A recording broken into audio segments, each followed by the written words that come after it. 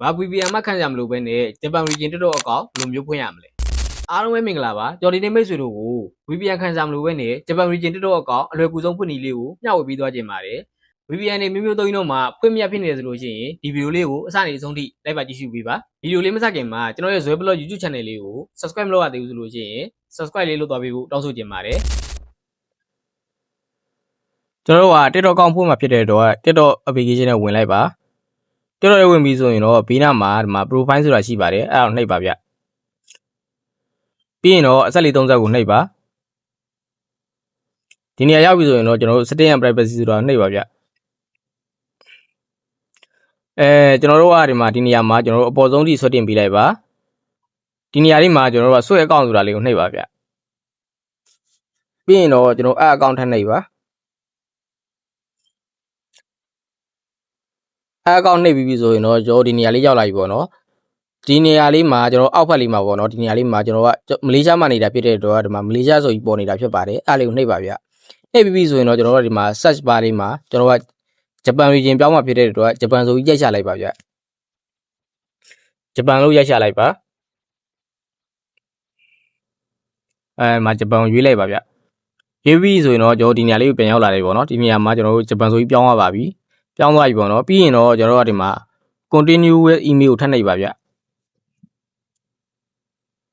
နှိပ်ပြီးဆိုရင်တော့ကျွန်တော်တို့ဒီမှာ Gmail account ထည့်ပေးရမှာဖြစ်ပါတယ် Gmail ထည့်တဲ့နေရာမှာကျွန်တော်တို့ကအကောင့်အသစ်ဖြစ်ဖို့လိုပါတယ်ဗျအကောင့်အသစ်နဲ့မှဖွင့်လို့ရမှာပေါ့နော် continue ကိုနှိပ်ပါပြီးရင်တော့ကျွန်တော်တို့ဒီမှာ password ထည့်ပေးရမှာဖြစ်ပါတယ်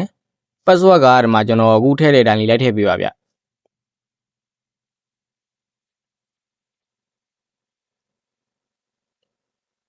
တော်ထည့်တဲ့အတိုင်းထည့်ပေးပါအဲ့လိုလေးပေါ့နော်ပြီးသွားလို့ရှိရင်တော့ကျွန်တော်တို့ဒီမှာ continue ကိုထပ်နှိပ်ပါဗျဒီနေရာမှာတော့ကျွန်တော်တို့ကဒီမှာကျွန်တော်တို့ရဲ့မွေးနေ့ကိုထည့်ပေးရမှာဖြစ်ပါတယ် birthday ထည့်ပေးရမှာဖြစ်ပါတယ်ဗျ birthday ထည့်တဲ့နေရာမှာကျွန်တော်တို့ဒီမှာအသက်16နှစ်ပြည့်ဖို့လိုပါတယ်ထည့်ပြီးဆိုရင်တော့ကျွန်တော်တို့ဒီမှာ continue ကိုထပ်နှိပ်လိုက်ပါဗျ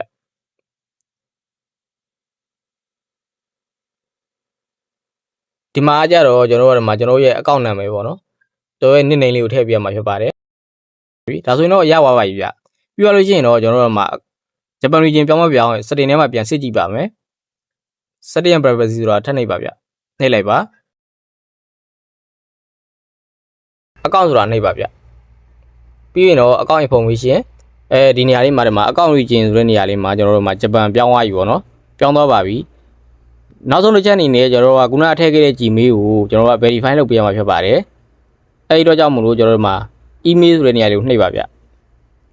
email ဆိုတဲ့နေရာလေးကိုနှိပ်လိုက်ပါပြီးရင်တော့ဒီမှာ verify email address ဆိုတာနှိပ်ပါဗျအဲဒီနှိပ်လိုက်ပါပြီးရင်တော့ကျွန်တော်တို့မှာ continue ကိုထပ်နှိပ်ပါဗျနှိပ်ပြီးပြီဆိုရင်တော့ကျွန်တော်တို့ကခုနထည့်ခဲ့တဲ့ Gmail အကောင့်တွေကိုကျွန်တော်တို့ကုတ်နံပါတ်ပို့ပါလိမ့်မယ်ကုတ်နံပါတ်အဲ့ကုတ်နံပါတ်လေးကိုထည့်ပေးပါဗျဒါဆိုရင်တော့ကျွန်တော်တို့ရသွားပါပြီဂျပန် region TikTok အကောင့်အလွယ်တကူဖွင့်နည်းလေးရသွားပါပြီဗျ